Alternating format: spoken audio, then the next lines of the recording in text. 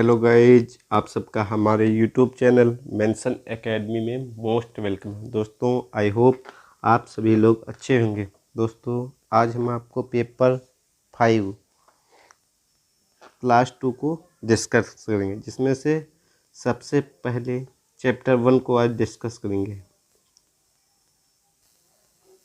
Chapter 1 को discuss करेंगे सामाजिक अध्ययन। ये पेपर 5 है। चैप्टर 1 है भारतवर्ष में प्रथम साम्राज्य राज्य की स्थापना। क्लास 2 को आज डिस्कस करेंगे। क्लास 1 में हमने सिलेबस को डिस्कस कर दिया था। बेहतरीन नोट के साथ आपको ये क्लास देखने को मिलेगी। दोस्तों, चैप्टर 1 है। चैप्टर 1 भारतवर्ष में प्रथम साम्राज्य की स्थापना मौर्यकाल। हेडिंग है मेगास्थनीज का भारत वर्णन। आपके सिलेबस में दिया है मेगास्थनीज के भारत वर्णन पर टिप्पणी कीजिए। दोस्तों, ये मोस्ट इम्पॉर्टेंट है। मेगास्थनीज सेल्यूकस निकेटर का राजदूत था, जो चंद्रगुप्त मौर्य के राज दरबार में आया था। इन्होंने अपनी बुक इंडिका में मौर्यकालीन व्यवस्था की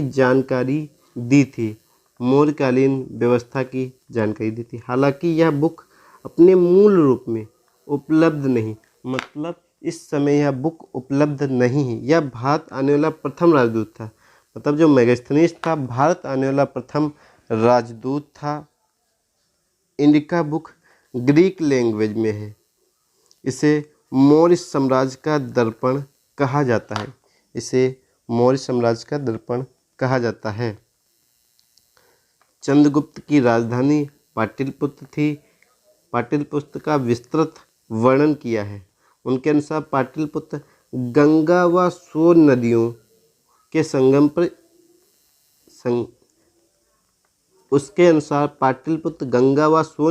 संगम पर स्थित था तथा पूर्वी भारत का सबसे बड़ा नगर था। पाटलिपुत्र जो था वो पूर्वी भारत का सबसे बड़ा नगर था।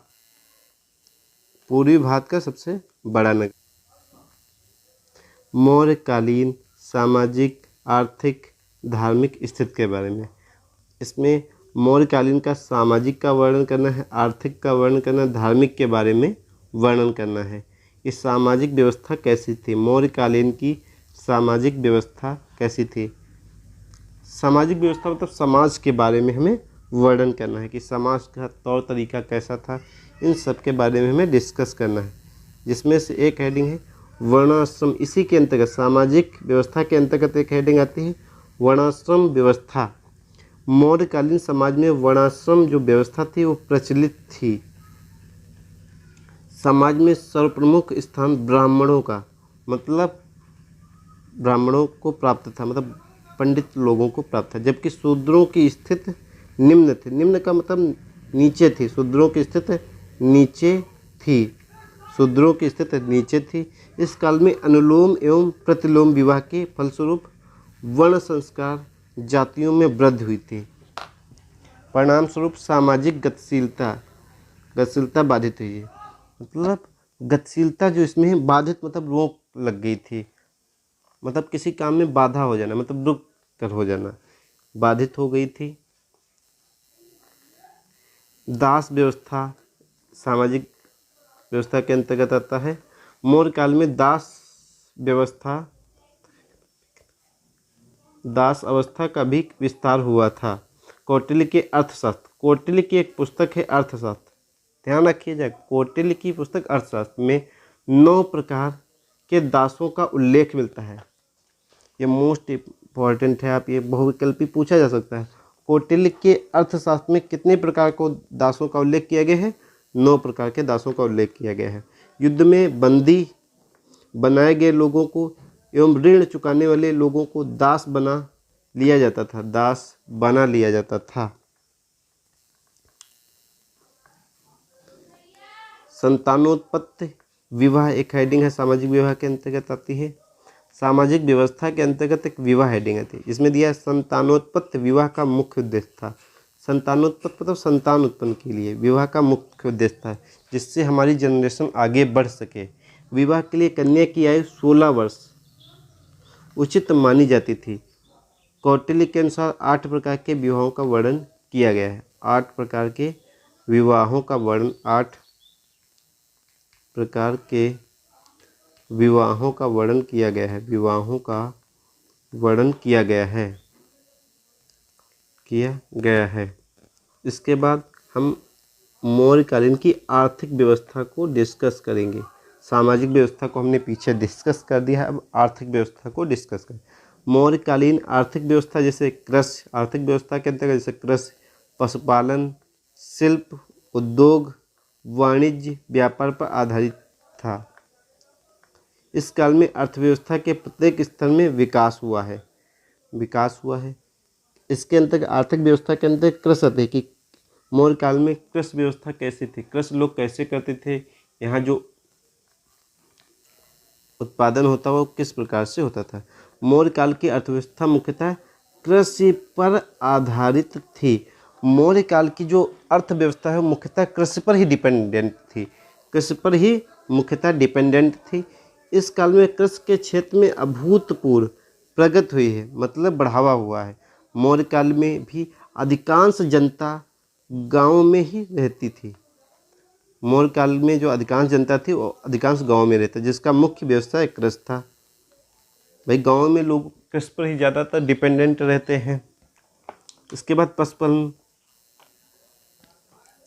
मौर्य काल का प्रमुख व्यवसाय कृषि के अतिरिक्त पशुपालन भी था। पशुओं के लिए चारागाहों की व्यवस्था थी। भाई जहाँ पर खेती होगी वहाँ पर स्वाभाविक से बात होगी, वहाँ पर चारा उपलब्ध होगा, और चारा होगा तो वहाँ पशुपालन होगा, पशुओं को पाला जाएगा। इसके बाद एक हेडिंग है वाणिज्य व्यापार।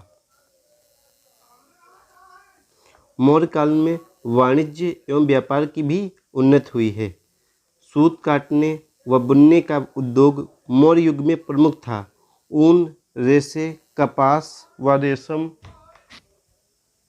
का सूत काटने के लिए प्रयोग किया जाता था। इसके बाद हम धार्मिक स्थिति के बारे में डिस्कस करेंगे कि धर्म के बारे में मौर्य काल में धर्म कैसा था, जैसे लोग धर्म के बारे में इनकी लोगों की क्या मान्यता थी। मौर्य काल में ब्राह्मण धर्म की प्रधानता थी। राजा, सेठ व जनता ब्राह्मण धर्म का ही पालन करते थे। अशोक के बौद्ध धर्म ग्रहण करने से पूर्व समाज में वैदिक यज्ञों का प्रचार हुआ। अश्वमेध, नरमेघ, वाजपेय यज्ञों के अतिरिक्त अनेक प्रकार के यज्ञ होते थे। मतलब इतने प्रकार के हैं कि यज्ञ देखने के मिलते थे। अश्वमेघ, नरमेघ, वाजमेघ यज्ञों के अतिरिक्त अनेक प्रकार के यज्ञ देखने मिलते थे। और मौर्य काल में जो धर्म के बारे में वहाँ ब्राह्मण धर्म को सबसे अधिक प्रधानता दी जाती थी। मतलब पंडित लोगों को, से राजा जो लोग होते थे, सेठ लोग होते थे, वह जनता ब्राह्मण धर्म का ही पालन करती थी। जो लोग ब्राह्मण कहते थे वही पालन करते थे। अशोक के बौद्ध धर्म ग्रहण करने से पूर्व समाज में वैदिक यज्ञों का प्रचार हुआ था। यहाँ पर विभिन्न प्रकार के यज्ञ होते थे। अर्थशास्त्र किसकी पुस्तक है? कौटिल्य की। अर्थशास्त्र कौटिल्य की पुस्तक है। कौटिल्य की अर्थशास्त्र पुस्तक है। अर्थशास्त्र में मूर्ति पूजा का भी उल्लेख मिलता है। अशोक के समय में सर्वाधिक लोकप्रिय एवं सशक्त धर्म बौद्ध धर्म था। मतलब अशोक के समय जो सशक्त धर्म था वो बौद्ध धर्म था, जिसका अशोक ने अत्यंत प्रचार एवं प्रसार किया। मतलब अत्यधिक उनका फैलाया, ये धर्म को अत्यधिक इन्होंने फैलाया था। अशोक के समय ही तृतीय बौद्ध संगत भी हुई थी। मोस्ट इम्पोर्टेंट, तृतीय बौद्ध संगत का आयोजन किसके समय हुआ था? अशोक। इस प्रकार अशोक के समय बौद्ध धर्म ही राज्य का प्रमुख धर्म बन गया था।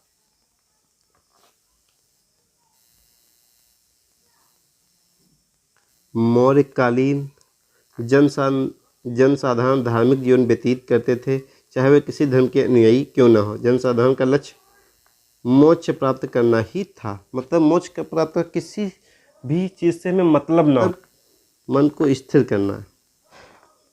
मौर्य काल के सम्राट या मौर्य वंश के बारे में हमें डिस्कस करना। मोस्ट इम्पॉर्टेंट टॉपिक है ये, मोस्ट इम्पॉर्टेंट टॉपिक है ये, इम्पॉर्टेंट है। यहाँ पर आप स्टार लगा लीजिए। चंद्रगुप्त मौर्य का समय लगभग था 345 बीसी से 298 बीसी तक।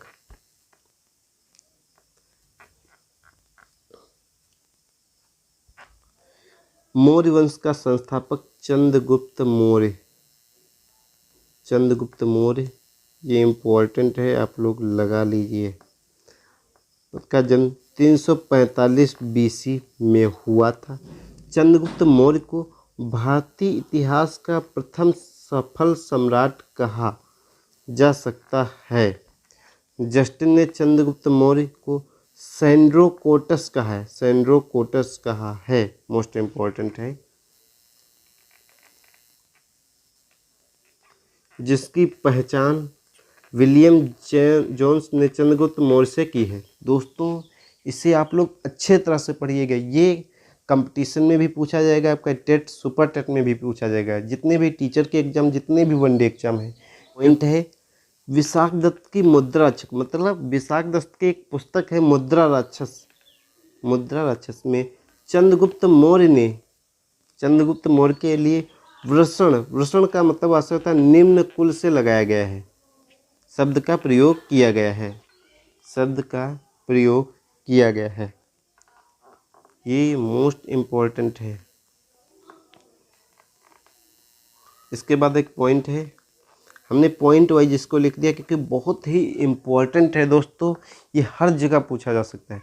घनानंद को हराने में चाणक्य, चाणक्य का दूसरा नाम कौटिल्य और इसका दूसरा विष्णुगुप्त। चाणक्य के दो नाम हैं, चाणक्य, कौटिल्य, विष्णुगुप्त, ये दो और नाम हैं। ने चंद्रगुप्त की मदद की थी, जो बाद में चंद्रगुप्त का प्रधानमंत्री भी बना था। मतलब चाणक्य, कौटिल्य, विष्णुगुप्त चंद्रगुप्त का प्रधानमंत्री बना, पीएम बना। इसके द्वारा लिखित पुस्तक अर्थशास्त्र है। ये अर्थशास्त्र किसके द्वारा लिखी गई है? चाणक्य, कौटिल्य, विष्णुगुप्त, जिसका संबंध राजनीति से। अगर आपसे पूछे अर्थशास्त्र का संबंध किससे है, तो आप कहेंगे राजनीति से है। अर्थशास्त्र का संबंध राजनीति से है।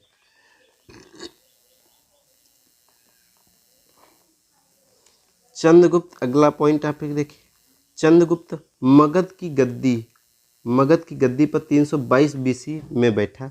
चंद्रगुप्त जैन धर्म का अनुयायी था, मोस्ट इम्पोर्टेंट। चंद्रगुप्त जैन धर्म का अनुयायी था।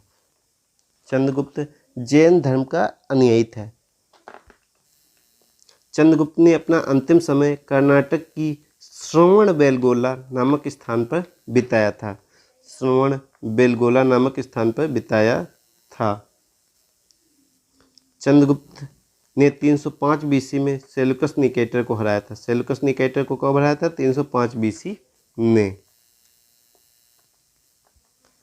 सेल्यूकस निकेटर ने अपनी पुत्री कार्नेलिया की शादी चंद्रगुप्त मौर्य के साथ कर दी थी और युद्ध की संधि शर्तों के अनुसार 4 प्रांत काबुल,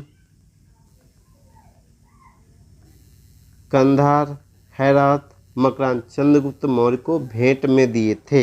ये इन्होंने 4 प्रांत इनको भेंट में दे दिए थे। जैसे शादी में आजकल लोग दहेज मांगते, इसलिए आजकल लोग दहेज मांगते, उस समय इन्होंने राज्य मांगा था कि 4 हमें प्रांत मांगा था कि काबुल हमें चाहिए, कंधार चाहिए, हेरात चाहिए, मकरान दिए थे युद्ध की संधि शर्तों के अनुसार। चंद्रगुप्त मौर्य ने जैनी गुरु भद्रबाहु से जैन धर्म की दीक्षा ली थी। चंद्रगुप्त मौर्य और सेल्यूकस के बीच हुए युद्ध का वर्णन एपियानियास ने किया था। मोस्ट इम्पोर्टेंट है। प्लूटार्क के अनुसार चंद्रगुप्त मौर्य ने सेल्यूकस को 500 हाथी उपहार में दिए थे। चंद्रगुप्त मौर्य की मृत 298 BC में श्रवणबेलगोला में हुई थी।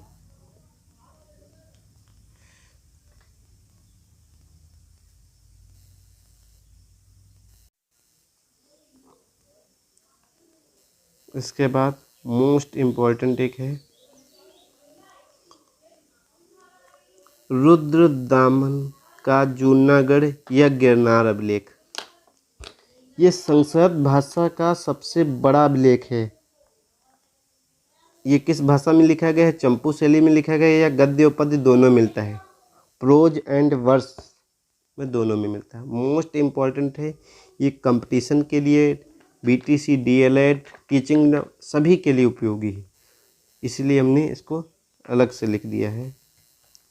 रुद्रदामन का जूनागढ़ या गिरनार अभिलेख, जूनागढ़ इसे भी कहते हैं और इसे गिरनार अभिलेख कहते हैं। ये संस्कृत भाषा का सबसे बड़ा अभिलेख है। चंपू शैली में मिलता है, गद्य और पद्य दोनों मिलता है और रुद्रदामन का है। चंद्रगुप्त मौर्य के राज्यपाल पुष्यगुप्त ने सुदर्शन झील कहाँ है? सौराष्ट्र में।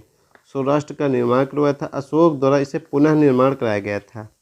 इन्होंने निर्माण कराया था, अशोक द्वारा इसे पुनः निर्माण किया गया था। दोस्तों आज हम अपनी क्लास को यहीं पर समाप्त करते हैं। अगर दोस्तों क्लास आपको अच्छी लगी हो तो लाइक शेयर सब्सक्राइब करना मत भूलिए। धन्यवाद।